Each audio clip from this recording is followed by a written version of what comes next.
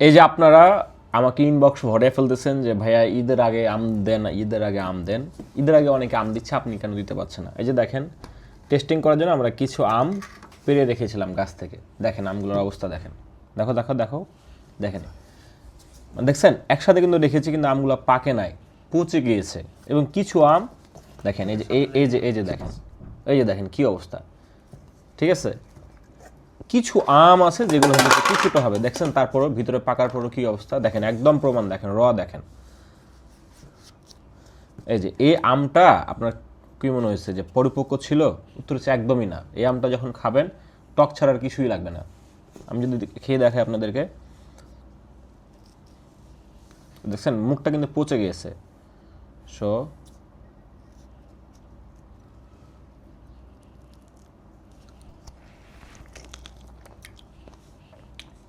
মানে টক, এই আম ভালো না, মিষ্টি নাই, কিচ্ছু নাই।